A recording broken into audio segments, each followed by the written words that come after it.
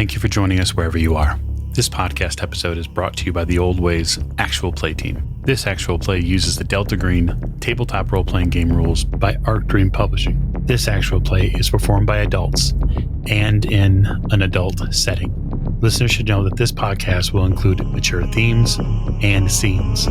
All content, including names, places, events, companies, military organizations, and etc., which may bear resemblance to entities living, dead, or redacted, is completely coincidental.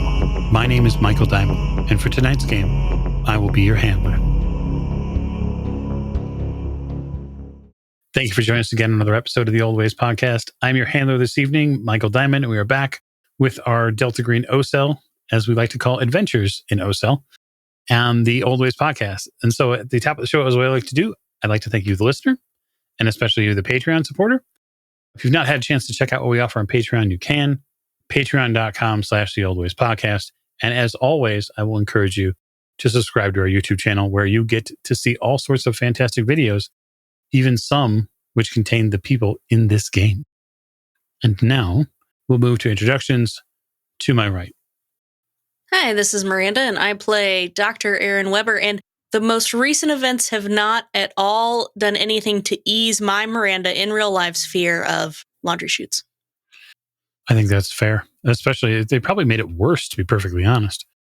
Next to Agent Dr. Aaron Weber. Hi, I'm Ned Hughes. I'm your friend, and I'm playing Elliot Winters, Special Agent for the U.S. Department of State. Just watched a colleague disappear into a piece of wood. Now I'm wishing I'd taken the opportunity earlier to maybe chat with Agent Hart in the car, because, might not have a chance to talk to her again. That's very true. At the end of the table. Hi, this is Allie, and I am playing Special Agent Hart, and I am the one who has disappeared into the wood, and, well, I don't know if I'm going to be screaming as I'm going down. I mean, let's hope not. It would be a little shocking. At the end, last but most certainly not least. Hi, my name is Tegan Gilbert, and I'm playing Brett, young Buck Hawking. And currently my blood is commingling with the French fry crumbs on the bottom of this car. Undoubtedly. Yes, you are the scabbed one, as we'll call you, or soon to be. So we're going to raise the curtain tonight inside the wonderful Garrettson Mansion, where one agent has just disappeared, where one other agent has been, we'll just say, made into some bloody julienne fries. And two agents are left to pick up the pieces. And that would be Agent Elliot Winters and Dr. Aaron Weber. And so, to those two, I'll say, what is your first reaction when you turn to see that one of your fellow agents has disappeared? Now, Handler, it would be nice if when we turn to see, it's just an empty room. We don't have to see any of Hart disappearing, right? I wouldn't want to steal that from you, but I do think it is fair to say to the agents who are conscious and still available, to the handler, I will say that you will likely be fairly focused on pulling Agent Hawking out of this chute. And so it might be, provided the two of you make a luck roll, it might be reasonable to say that you missed that visual. So if the two of you will make me a 50-50 luck roll, I'll be happy to provide you with your consequences. I rolled a 50. Ooh. I rolled a 19. Wait. I rolled a 79. Okay. So now, stick with me here. Now the two of you have taken Brett to the car. Would you have taken that wooden piece with you or not? Absolutely. And I would have shouted out, Agent Hart, we're getting out of here. This situation is off. Hart! Yeah, with no response from Agent Hart. Maybe she left? Weber, what the hell? Hart's been acting sort of flaky all night, but she just disappeared. So neither of us saw me with a pass and him with a fail? No. In your immediate memory, you have no visual recognition that she slipped into this piece of wood. Oh, no. Winters, I don't know, but what if it's like the night floors? What if they're here too? And we got out of them last time, but this time there's no door. There's no stairs. Is there an upstairs? I don't think there's an upstairs, and I don't know if we're going to be able to find her again. I don't know where. Hart! just shouting out. Let's get out of here. We got to get out of here. We can't just leave her. She left us, Weber, and she's a big girl. She's a grown-up. She knows what shit. We got Hawk in here. We got to get Hawking out before he bleeds out. She didn't follow the first rule. She was supposed to check with us if she heard anything. If she heard anything, she was supposed to check with us to make sure it was real before she ran off. It's just like she did on the night floors, and it's just going to end the same way, except we're not with her. And if we don't find her, then she's just going to be lost forever. Winters, she's lost, and she might not be able to find her way out. We ain't going to find her in here with these fucking raccoons boiling out at this wall any second now. Tired of this shit. Let's go. We'll regroup. Let's get out of this room, at least. I'm going to pull this door. I've been really fascinated with the door, so I'm going to take this door piece. And if I can haul it under an arm, and then I'm going to pick up one side, one arm of Hawking's and under an elbow.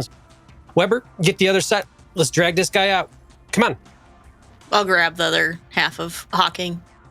The two of you work hard to get down those 3 flights of stairs. It's a little arduous at some turning points. It's not like Hawking has any sort of physical power of his own to move his feet. To help you, he is absolute dead weight, minus a couple of hit points at this point. The piece of wood also isn't light either. So that is something else to contend with, but we'll say that the 2 agents make it down to the ground floor and all the way back out into the area where they can access vehicles. My question is this: if memory serves correctly, Weber drove and so did Winters. So where are you putting Hawking, and how is that getting sliced up? As soon as we hit that porch, close the door behind us, take a breather. Which car's closer? Weber, where'd you park? I'm right around the corner. All right, it's closer than me. Let's go. Okay. The two of you take Hawking and you get him into her car, and in doing so, find a place for him to relax. Sort of doing a lot of work there in that sentence, relax. He's still bleeding and he's still very much hurt, but he's still breathing. I mean, for you, Elliot, this reminds you a lot of some of the stuff you saw down south while you were still working more of a military track. This guy got messed up, and he got messed up bad. Doesn't mean that he won't make it back, but man, he's going to need real help. Do you think we're going to have to get him to hospital, Winters? Is he going to be okay? I mean, I don't know if we can just wash this off with the iodine or the rubbing alcohol that we had last time. This is pretty bad. He looks tore all to shit, Weber. Reminds me of a kid I pulled out of a torture pin one time. They really worked him over. And handler, I want to make sure we're having this conversation. I need to have eyes on the building. I am freaked out. Mm-hmm.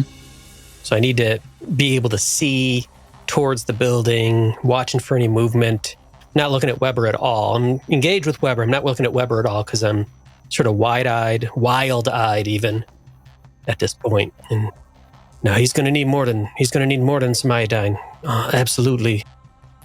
Well, we can take him to the hospital. We can't take him to a hospital. No, but we can just tell him he got attacked by a pack of raccoons, or that's what happened. Nope, we can't do that. We can't do that. What are we supposed to do then, Winters? We have to do something else. We have to find something else. I'm looking up and down the street, looking for any sign of Hart. You don't see her. Did you see her? Weber, I didn't see her leave. No, but she's just been taking off when we weren't looking and we were busy, and that thing came after Hawking and I pulled him out and I didn't see her go, but who knows? She just runs off sometimes. It doesn't feel right. Nothing feels right. None of this feels right. All of this is so wrong. All of this, I would say blow this entire building. I would say burn this entire building down to the ground if we didn't. The Hart could still be in it. Hart could still be in it. Them kids could still be in it. We can't do it. I want to. I'd love to burn this place down. What in the fuck are we gonna do? This is a mess, Weber. Was there, like a contact, the guy who gave us this, could we call him and get, like, medical help or something, Winters, or do you know Do you know anyone? I don't know, a veterinarian, and Weber does air quotes, or something that could fix him up? All the doctors I know are not that kind of doctor. Well, what kind of doctors are they? Okay, chemistry, physics, biology might help. Oh, eggheads. All right, I get you. I don't know. Handler, do you think I possibly have a medical contact of any kind? I'm not sure if I would. I think it's possible that you would know maybe like former corpsmen who worked as field medics, maybe? I mean, it's not impossible. The thing about military service, a lot of those folks run in similar circles. Mm-hmm. So I don't think it's impossible. I think the weight that I will put on your mind is this, Agent, and that is, do you want to involve them in this? Weber, I'm real nervous involving anyone else in this. Involve anyone else, this is going to be questions we can't answer. Well, I know, but... He's breathing. Yeah, but he doesn't look good. I mean, that's not going to heal up, right? Nope, it's not going to heal up right. He looks awful. And after like 48 hours, if you don't get stitches, they pretty much say that there's no point in getting stitches then. As I see it, it's hospital, or we take him back to the hotel and bandage him up the best we could. If we take him to a hospital, we got to drop him off anonymous-like. Disavow any understanding knowledge of him, and then I am pretty sure we are signing up to try and bust his ass out later. I am not feeling confident in my ability to plan out an operation to the 7-Eleven, much less bust him out of a hospital right now. Yeah, well, I don't feel comfortable leaving Hart here either. Look around again. Don't see her. Ghost town. I'm gonna yell out her name again. Hart! It echoes around in the streets here, given the time of night. It comes back to you again. You have a point, Winters. We know that Hawking's in trouble, but we don't know that Hart is, and I guess all we can do is assume the best, and that Hart's fine. They just ran off and they can take care of themselves, like you said, but Hawking can't take care of himself right now. Did you see how glassy eyed she was looking? Like staring off into the shadows in the distance like she wasn't even there. She gets that look all the time, Winters. I don't know if you've noticed, but it's just all the time. I ain't. That's why I made the rule that if you hear something, you say so, because I think she hears stuff all the time. I don't know, but chasing after voices and stuff. You know, we could flip a coin. Heads, we take Hawkins to a hospital, drop his ass off. Tails, we take him back to the safe house. You see what you can do. Okay, do you have any coins? Of course, I got a coin. Just rummage around in the middle of the car, the little center console. Yeah, you've got a quarter. Would you like me to flip a coin? Coin, I blow on it before, and I flip it up and let it fall on the ground. I don't try to catch it. Tails. Let's do it. Pile into the car and head back to our safe house. Okay. As we're doing that, Weber, you're real fixated on this rule she broke. I think you're going to have to let that go. She broke about 20 rules tonight. I know. And I think rule 0, which we didn't speak, but probably comes above, is don't fucking disappear and leave and have everyone wondering where you went. Yeah, but that might have to be spoken, Winters, because she's broken that twice now. It's true. She's broken these rules. I'm real worried about her. This ain't right. Okay, well, let's just get Hawking okay and taken care of. I'll bandage him up the best I can. Let's swing by. We're going to have to probably get more medical supplies, and then we need to get back there and look for Hart. And I've texted Hart's number a couple times. Mm-hmm. Waited for a response. No response. And then I'll try to call it once. Okay. It goes immediately to voicemail. And I'll leave a message. Hart, this is Elliot. When you get this, go ahead and give me a call back. We got some news on that thing. I can't wait to hear back from you. A little worried about you. Don't be late. Hang up. Don't be late. It sort of sticks in your mind a second. But eventually you put the car into drive. Agent Hart, it's awful black where you are. You don't rightly get solid feeling in your fingers. You feel like you're on a very dank, earthy ground.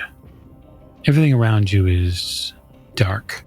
So dark that you don't feel or see your own hand in front of you. You can feel the air moving in and out of your lungs. You feel your rapid heartbeat trying to somehow come under control of the brain sitting inside your skull. Neither one can really understand what's happened to you. And all you know is you're not where you were. I'm not in Kansas anymore. No. Yeah, there's almost I wouldn't say mold or fungus, but there's definitely a very strong earthy sense to where you are. You feel on your knees as you sort of tumbled into this place. You feel rock, hard stone, uneven, jagged at some places. There's a part near your right kneecap that is a little sharp, and so you adjust and move to keep it from pinching. You did a lot of time in Colorado in rocky places. And so some of this sort of feels familiar. Damned if you wish you had a light on you. I was going to say, I don't think I was lucky enough to keep the flashlight that I was holding into the piece of wood that I fell into. You bring that thought sort of forward in your mind, and your hands begin to pat the ground near your knees and where you're at. And you feel a metal cylinder in front of you. There's little bumps on it for handholds. It sort of feels like the flashlight, like a flashlight cylinder. I mean, I'll pick it up, see if I can either find a button or twist it, because both of those kinds of flashlights existed. Mm-hmm. You run your hands up and down it, and you finally get to the portion that you need, and you turn it a little bit, and this light that comes out of it, this dim, weak light, it tries very hard to pierce the darkness that's here, but it is just simply not strong enough to the task. You have maybe 2 feet of light in front of you, but what you see around you, what it illuminates, is hewn stone walls and floor, terribly uneven, with little pits of stone chipped away beneath them, the little rivulets of moss that run all along here. So you say that there's like walls. Am I next to a wall? You are. You're next to a wall. You can trace a little bit of it out with the flashlight now, and you realize that another, say, couple of feet over, there's another wall. And you begin to get this shape in your mind's eye of being in a tunnel. Oh, okay. Do I still have my gun on me? Am I lucky enough for that too? You can make a luck roll. We'll see if your gun made it through. Sure. 24. Yeah, your gun is here. Because I imagine it's the one that I keep in my holster. No reason to have the one on my ankle probably right now. So I'll probably just open the holster. I'm not going to take the gun out just yet unless I hear weird fucking noises as I start to move. Mm-hmm. But I'm going to stay along the edge and use the light to make it down or start moving down what feels like a tunnel. Okay. You unholster and try to get your bearings. You notice that behind you, there's a shape on the wall. It's square, roughly, maybe slightly rectangular now that you move away from it. And there's definitely this series of glowing lines that exist. They trace back and forth across it. What happens if I go back and poke it? I don't know. Are you going to go back and poke it? Yeah, I'm going to go back and poke it. You go back and poke at it a little. It feels a little spongy on this side.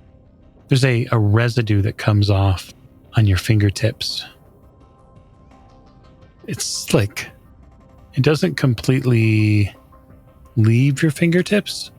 It adheres for a little while. Not sticky like glue, but it's a strange substance. It just doesn't smell. There's no strong odor or whatnot.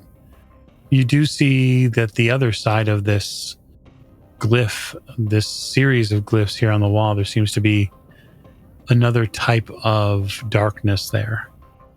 It's not as dark as the place that you're in, and so it seems a little lighter to you. You say that it feels like spongy, like it's softer than the rest of the thing. Can I push harder against it to see if I can make it cave in a little bit more? And like how far I can go? You could.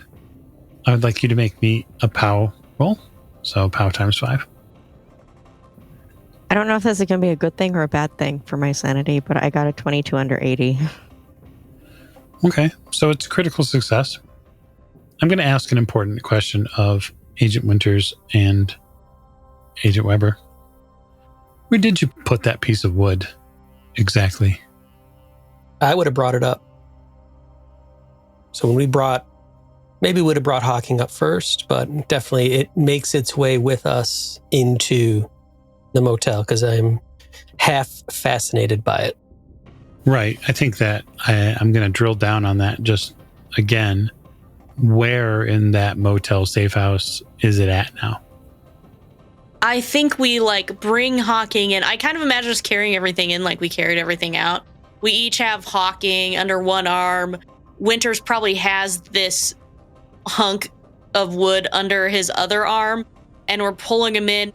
And it might even be like a set it down on the floor next to the chair that's in the entryway while we throw Hawking's wounded, injured body onto the bed. So I'd lean it up against the wall. Yeah, right there when it comes in. That makes sense. Okay. Good to know. So while we're there with you in this seedy motel room, Dr. Weber, why don't you make me a first aid roll? Because I assume you're going to see to Hawking soon after you get him in.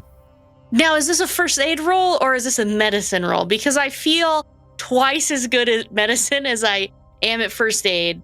And honestly, if we're administering pharmaceutical medicine, I feel even twice as good at that. I would like you to convince me that it's a medicine roll and not a first aid roll. I think that given the amount of time that I have, I think of first aid as being a quick fix. And I'm going to take my time with Brett. I believe I said I wanted to stop at Walgreens or whatever, corner shop to get more stuff. And so we have just walked down the aisle and one of each is going in the basket.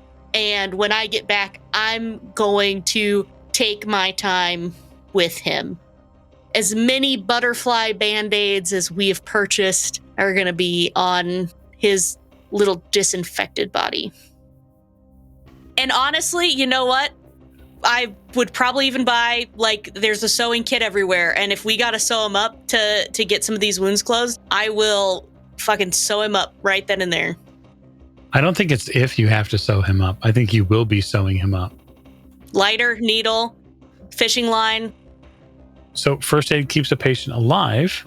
Now, this patient is not dying, which is a really, really important point to make. Yeah, I think that they're not dying. I think that if your approach is more a medicinal one, meaning I'm not just bandaging wounds, but I'm trying very hard to sort of exert a more clinical approach. Absolutely. Then I will certainly allow you a medicine roll. Thank you. Fantastic. 20%. Very confident. I'm confident in you. I rolled a 9. Ooh. Here's the fantastic part, right? I'm going to allow you with that 9 to act as if you are giving them medical care. So this is a treatment. It is going to take a little while, but at the end of it, you are going to essentially help heal Brett 1d4 hit points, which I will roll. At the handler's discretion, having less extensive tools and medicines may incur a penalty. So even if I were to give you a 10% penalty, you'd still win that roll. There's no critical here in nature, so I can't double the hit points given back, which is what I could have done. But that medicine roll is going to take a little time. That said, while Agent Weber is looking over and working her patient now, what does that leave Winters to do? So I will, of course, offer up Erin any assistance and help, and she will push me away at some point. There's no assistance necessary. Handler, I'm going to get on the horn to vacuum care. The contact number we got early on when we first took on this assignment in that creepy park.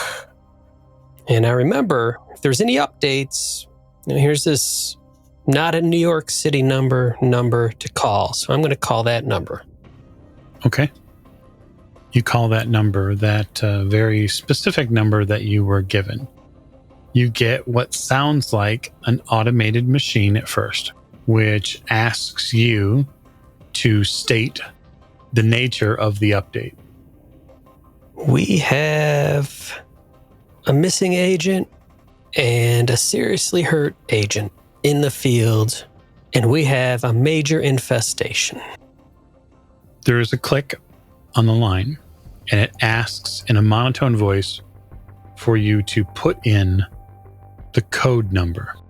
Then I answer 6644. There is another series of clicks. These are some things that you've heard on on government phones before, and it's basically handshakes that go between different services. There is another one, and then you very clearly hear air. And a deep and somewhat familiar voice comes on the line, Elliot. And you hear a voice you've not heard in years. And Marcus says to you, "What happened?" This mansion is full of raccoon-looking, sentient, talking creatures. They tore Hawking up. Hart is missing. Presumed she fled the scene. I'm hoping she didn't get pulled away. We are in a safe house providing some medical care, trying to keep Hawking alive. And once that's done, trying to make sure Hawking don't look like Frankenstein the rest of his life. But I don't know how good that's gonna... Okay, don't say anything more. I want you to go to the American Quick Start and Gas. Do you understand? It's there in Red Hook. Be there in 2 hours. I will do so. It might just be me. It might be 2 of us. Understood. The phone hangs up. Weber, I checked in with Dad, and he is not pleased with us, but we do have an appointment in 2 hours to meet something. Maybe we can get some assistance in this mess. Okay. I think Hawking's gonna be fine. I'm making some progress here, and I think he's gonna be okay. Weber, you know that boy has a kid now, and you are doing amazing. Thank you. So I have bad news for you, Agent Hawking. On this rather amazing medicine roll that your fellow agent, Agent Weber, was able to somehow come up with, you wake up. Congratulations. Welcome to pain. And Weber has a needle, like, it's just pulled a stitch up and tied it off. The fishing line is still attached to the needle, and I'm about to cut it off when you wake up. I'm gonna pull back so that string and that needle comes out of your hand, hopefully, and it's just dangling. I'm imagining from my face, Okay, calm down. It's gonna be okay, Brett. It's gonna be okay. Well, I gotta cut this off. It's gonna be okay. And I'm like, have my hands on his shoulders, and as he is woken up and jerked, and I imagine kind of sat up and pulled this out of my hands, I'm like putting my hands on his shoulders and to push him back down. Like, you gotta lay down. You're gonna have to stay real still because it doesn't look good, but it looks better now. Okay. Cut what you need to. Cut the thread. Do the thing. Elliot, while your obviously attention gets turned to what's going on with this poor Agent Hawking who's been ripped apart, the piece of wood that you leaned up against the wall flips over. And now there's a hand coming out of it. Oh, shit. That's right. Is this a human-looking hand? Yeah, it sure is. It's definitely a human-looking hand. If it looks like a human hand, I take my knife. Given everything we saw, I'm going to go grab it. And I'm going to pull my gun out with my other hand. Seeing a hand come out of an extra-dimensional space is not what we say natural. I agree. So what I'm gonna have you do when you grab this hand and you pull your gun, is I'm absolutely going to have you roll sanity.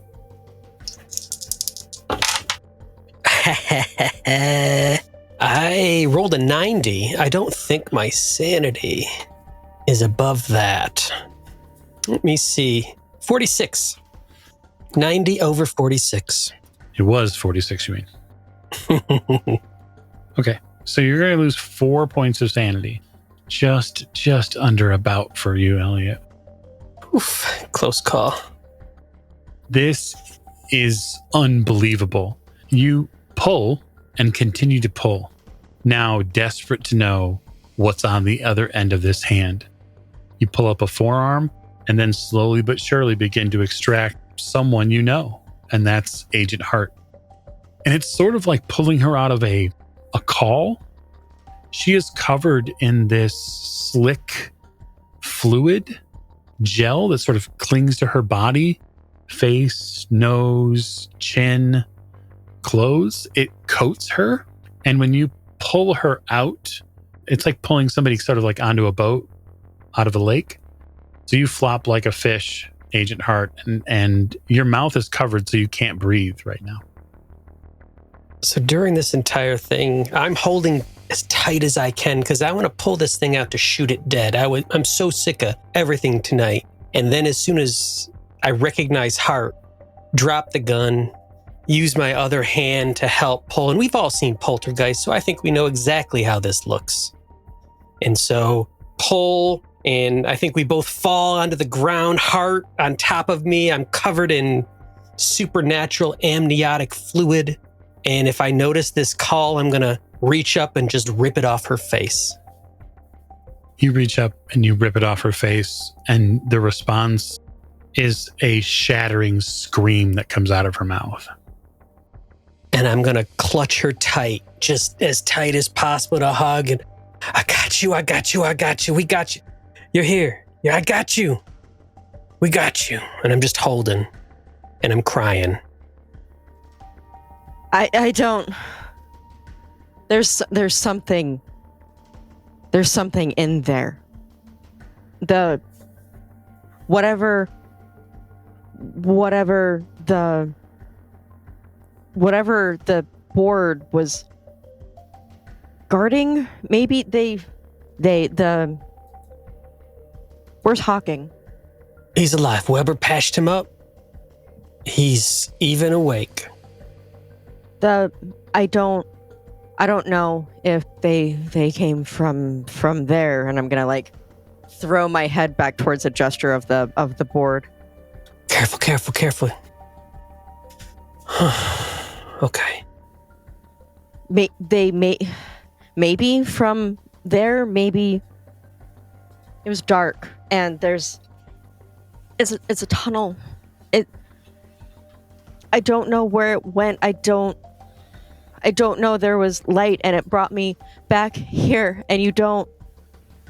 There was something in there. It's not like a thing. Not like what we've been seeing. But there's there's something in there, and I don't know what.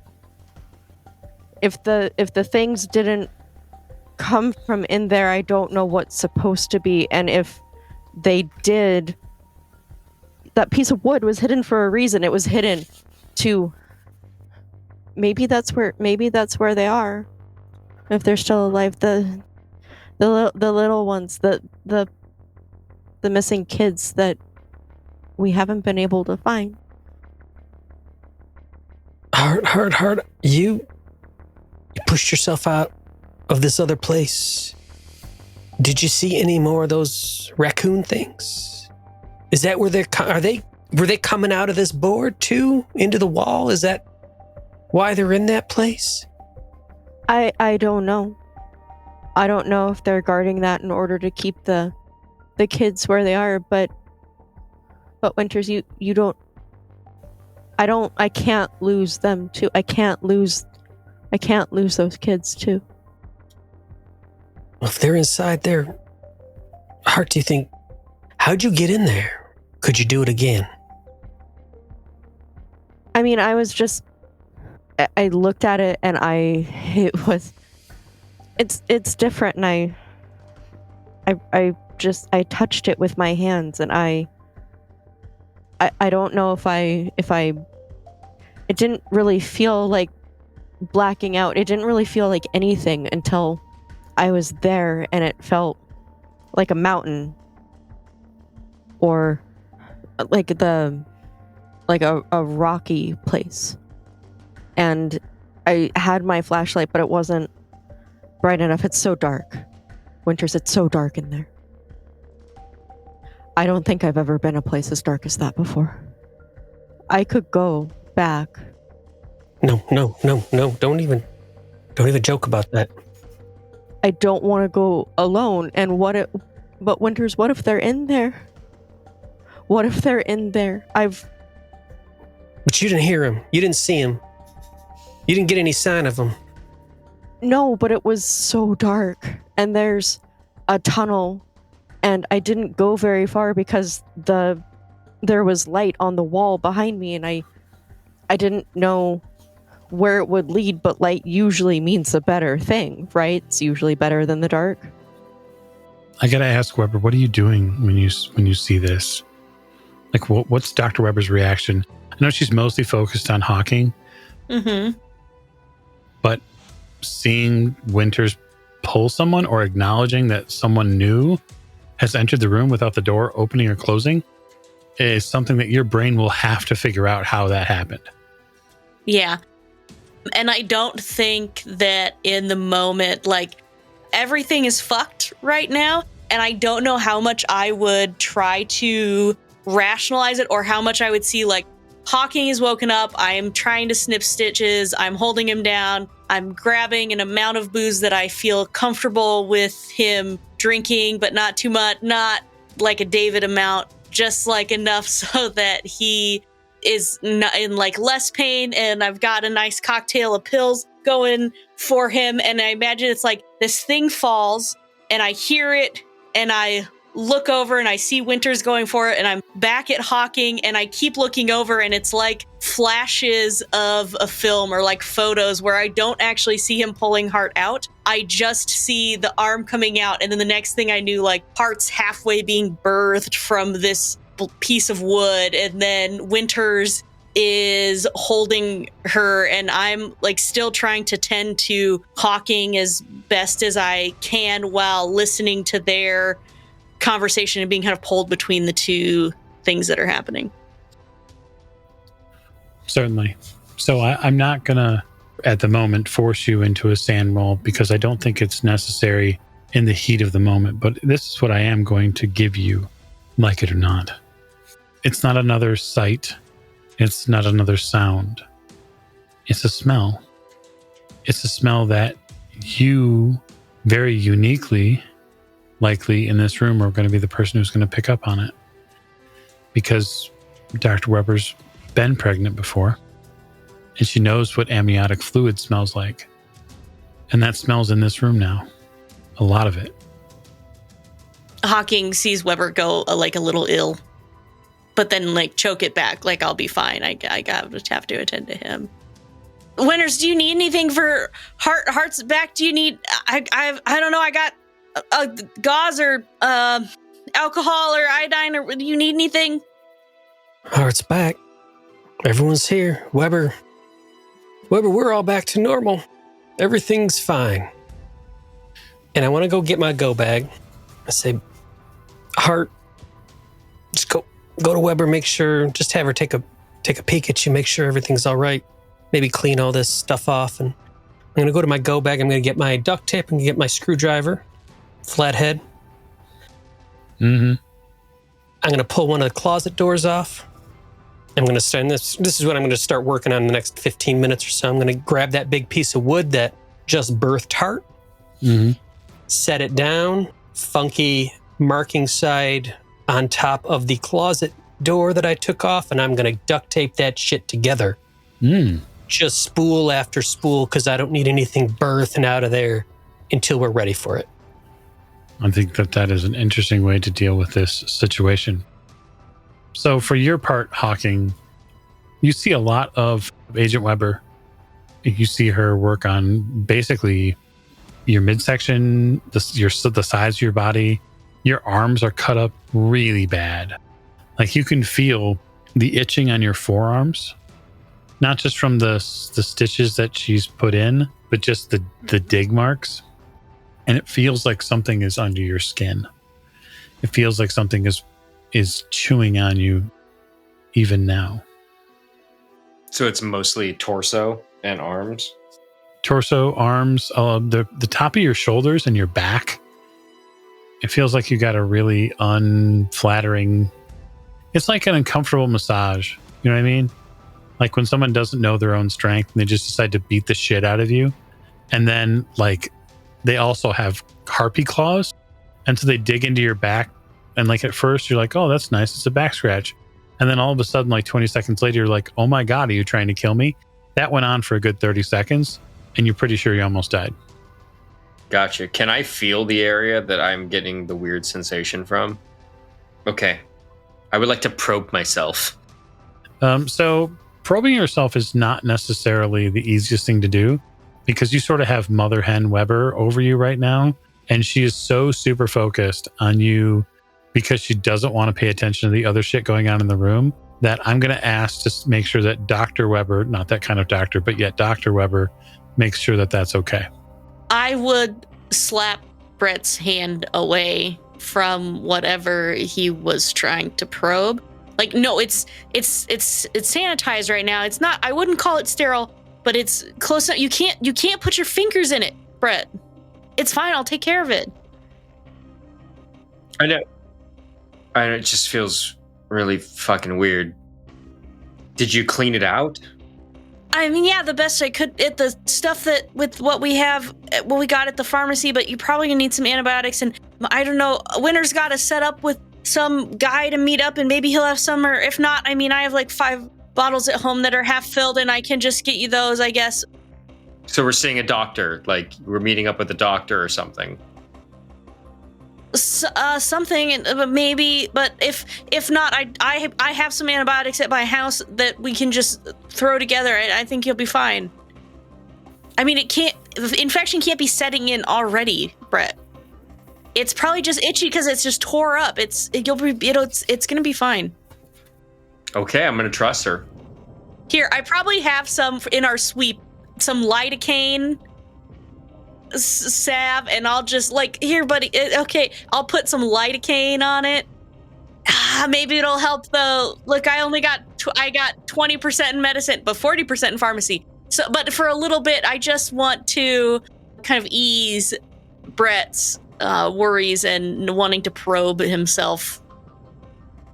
I don't want to make you roll for it, but I'm going to instill this in you, Agent Weber. You realize something.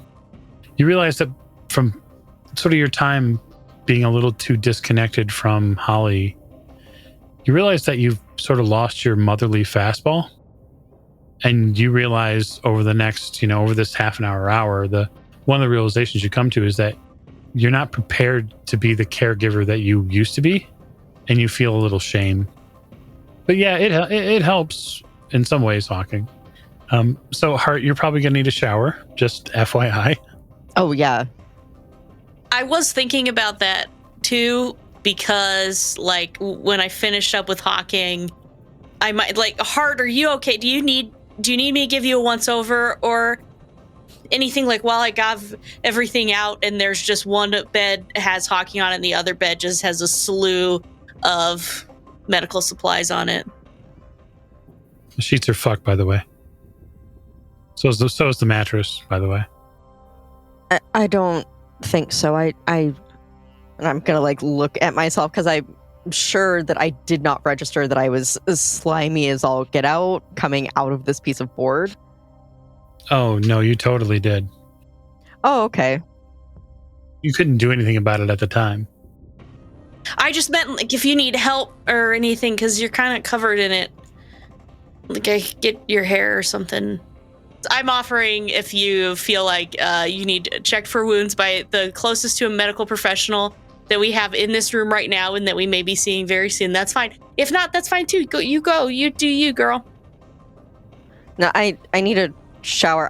I'm gonna need clothes. I'm gonna need clothes. Is there more in your room? Like, because we're all staying here. Yeah. I'll just go get them for you. You go. Just go get in the shower, please. I'm gonna like slowly peel these clothes off. Like I'm sure that are like sticking to me, and I'm gonna like struggle out of the clothes. Once I make it into the bathroom, and just kind of, I'm gonna have them as like a ball. Like I don't really know what to do with these, so I'm just gonna put them in a ball and like put them inside the trash can. They smell bad. Yeah, that's why they're in the trash can now. It smells like the inside of a human body. Oh, I know what that smells like too. You do. But you managed to get clean up. I'll go get Agent Hart's clothes, leaving Hawking alone and out of my watchful eye, just in case probing was something that Tegan really wanted to pursue.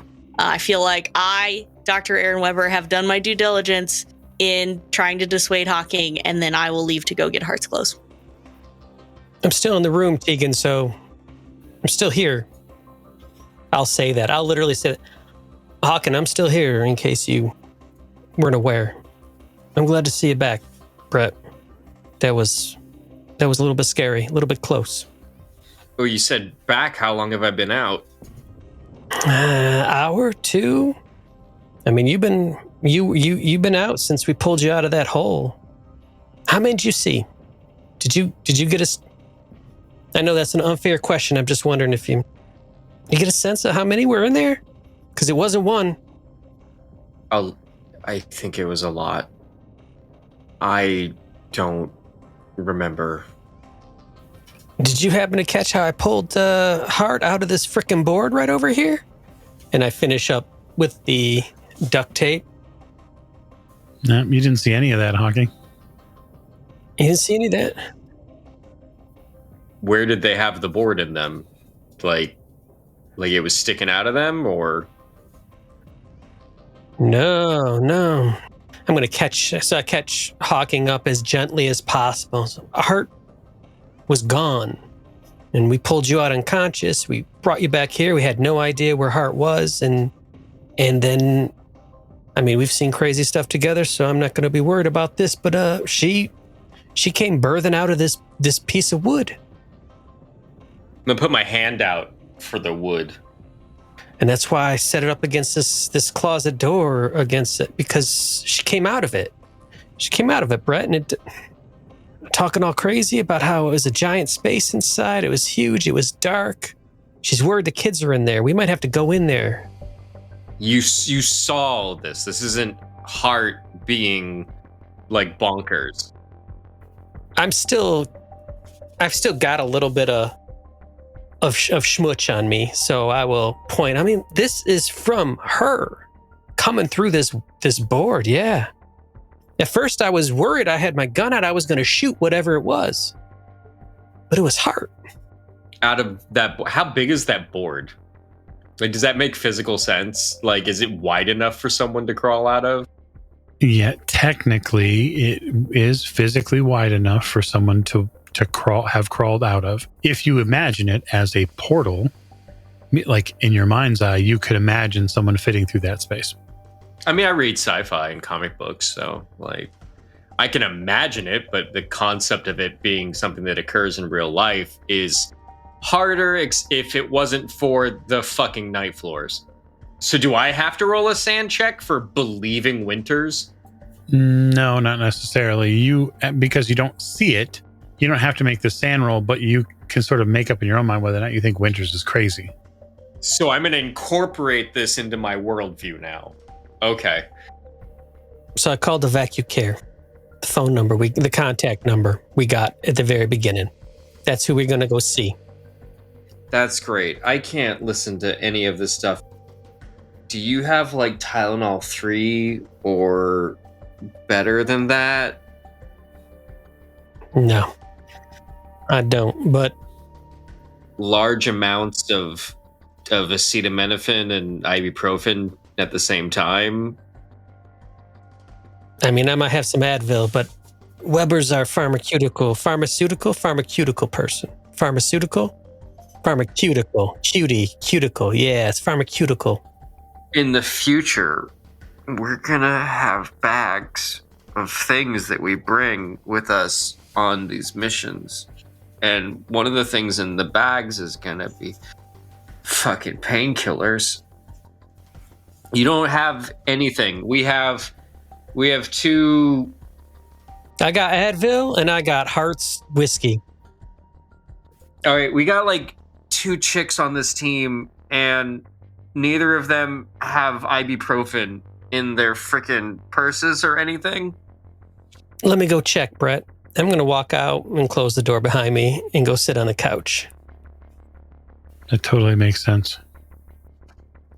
Well, I think, Agent Hart, you get a chance to get cleaned up in the next hour or so.